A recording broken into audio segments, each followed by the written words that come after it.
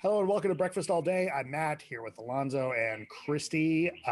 Moby Doc is a documentary about Moby. That's pretty much it. Christy will tell us all about it. It's so much more than that.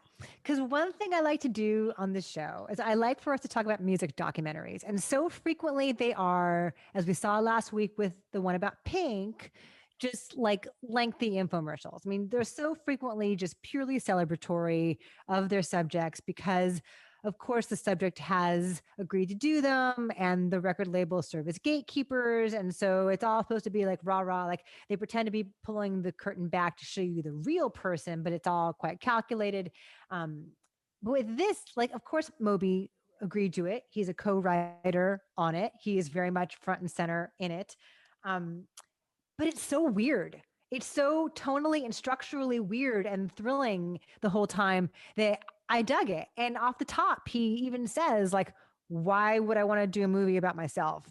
But the fact that it is constantly changing and texturally and tonally reminded me of something that Michelle Gondry would do in the way that it balances like the playful with the tragic and the mixture of like everything from finger puppets to Sharpie cartoons, to assembling his friends to reenact awful moments from his childhood. Like I appreciate the constant inventiveness in talking about his life. This is directed and co-written by Rob Gordon Bralver. So it is about Moby. It's about how he, growing up poor in Harlem and in the affluent town of Darien, Connecticut, and being self-conscious about that, and his awful abusive alcoholic father and the fights his parents got into. He's an only child, and he learned early on that music and animals were going to be his saviors. And sure enough, those are indeed the two driving forces of his life. Moby is a longtime animal activist and a vegan.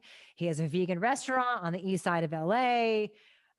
It's a very important part of his life, but it's about his ascent, his rise and fall and rise and fall. And he's really candid about how success fucked him up and played into his worst instincts and his worst narcissistic indulgences.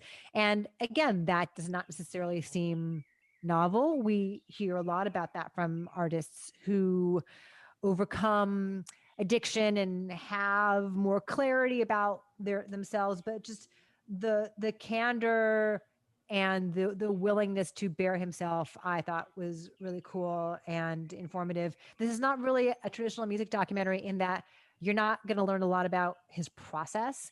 Like I would like to have known more about the assembling of the album Play, which was such a huge deal like 20 plus years ago. You couldn't walk into a bar at the turn of the millennium without hearing Honey or Natural Blues or Porcelain.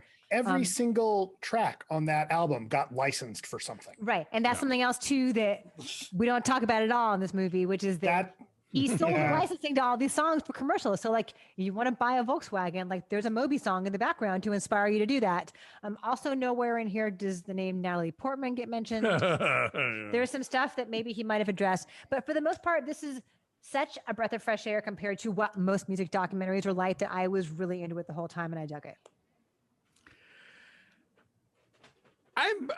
I'm of two minds here. On the one hand, yes, I love the candor. I love how upfront he is about, the horrors of his childhood, about his addiction issues, and all that other stuff. But there's something about the way that this movie is told in the first person that I think there is a way to talk about these issues and to talk about your own life in that way that doesn't come off as sort of indulgent and narcissistic. And this movie does not figure out what that way is, because it felt very indulgent and narcissistic, even when he's taking you into the darkest corners of his past and things that he regrets and all this stuff. It also just plays off as like me, me, me, me, me, me, me.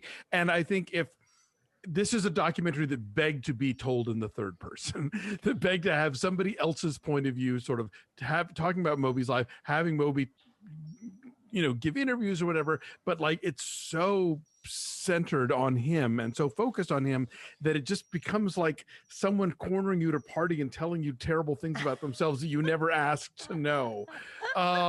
So that I don't know, that just kind of I found a little just sort of squicky, and then also I have very dear friends who are vegans, and the reason that I have very dear friends who are vegans is because none of them try to proselytize. Oh. And so when he starts going off on his whole rant about how, like, you know, the everything wrong in the world is at the fault of people who aren't vegan, it's like, you will pry my butter from my cold dead hands, Mr. Moby. But he also goes back to his childhood to explain that when Sure. he felt frightened and alone, like animals were his salvation. And so you understand where that I get comes it. from. I get it. But it's like, dude, I don't know. I certainly admire the craft with which this is made, the way that they mix together all these different kind of genres and stuff. But it is just so much of like, there's so much first person gut spilling that it just got a little much for me. Do you think too that your appreciation of Moby greatly depends on your appreciation of this movie, or greatly influences rather? Like if you can't stand his music and can't stand him, you're not going to get into it. It's possible, yeah. I mean, I don't have strong feelings about him. I have a copy of Play like everyone else on Earth, but I you know, he's not somebody I've never like been mad at him, and I've never been a fan of his either. So obviously, yes, I think with most documentaries that are about personalities like this, what you feel about that person going in is gonna dictate maybe what you feel about the film. But I think if you're just sort of in the middle ground and are interested to know more about Moby, I did not know a lot of this stuff about his life, but I just found the way in which that information was conveyed to me to be just kind of like, but that's me. Yeah, it's an interesting take.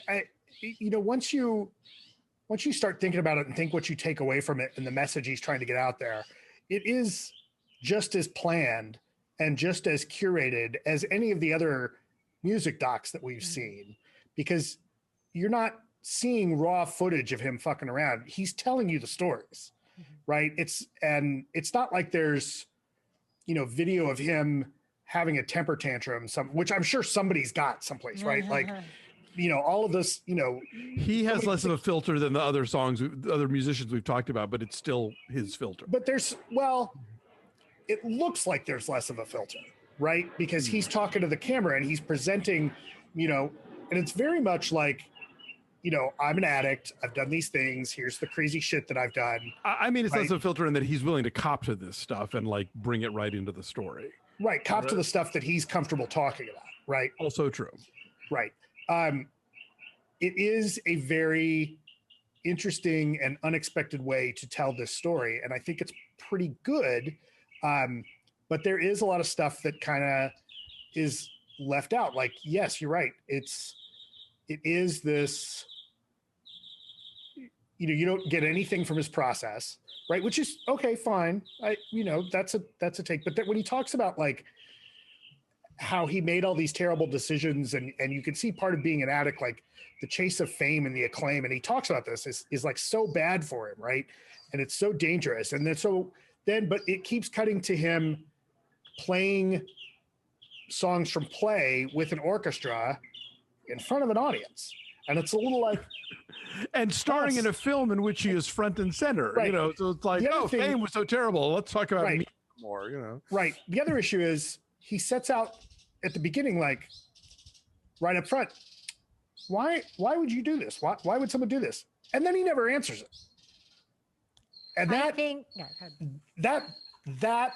bothered me because that really rubbed me the wrong way. But for the most part, I think that this is effectively told, and I'm kind of nitpicking because I did mostly enjoy this, but don't ask a question like that and then kind of not explore it. If that's your thesis, yeah.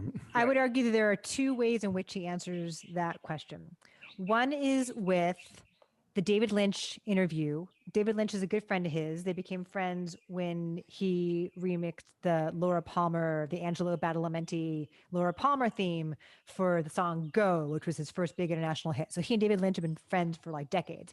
And David Lynch talks about, and this makes sense because it's David Lynch, and David Lynch's presence also makes sense in a surreal film like this, that when you dig deep to understand yourself, and that so much of what David Lynch's work is about is like understanding the subconscious to understand yourself, that when you dig deep, he says like gold comes up from within. And so I think he's trying to dig deep into his really difficult past in order to maybe help others do the same and achieve the same kind of enlightenment and the same kind of peace. maybe. I was thinking about that. Like I'm like I was trying to think like I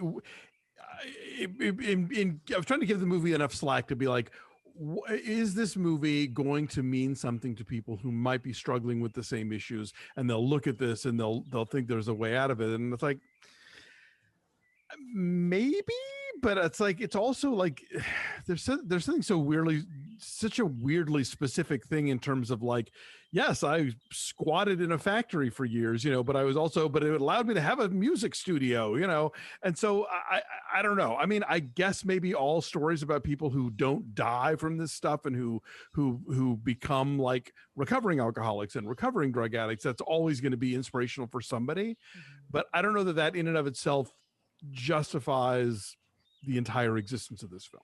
Well, at one point he says, he's in the top floor of this incredible luxury high-rise hotel, which is so elite and so exclusive that it's just a few suites, one of which Madonna was staying in, one of which John Bon Jovi was staying in. And like he wanted to kill himself and was angry because the windows wouldn't open for him to jump out of. So I think it's helpful for people to look and see, oh, hi, Sabrina. Like, look, here's somebody at the height of his fame and acclaim and success, and he still felt empty. So being wealthy and having it all is not necessarily the answer. And maybe that will help other people who are also suffering and feeling, despondent. Or you could watch Valley of the Dolls. Anyway, I dug it, especially given last week we had the Rah Rah Isn't Pink So Great movie. I guess you could argue, if you were not a fan of this film, that this is also a Rah Rah Isn't Moby So Great movie. It also ends at the big concert the way so many of these films do, but it takes a very different path to get there. So my number is an 8.8. I went 5.5. I do, like I said, I admire the craft of this, and I think they're definitely making every effort possible to not make this yet another music documentary. But it all got a bit thick for me. I give it a 7.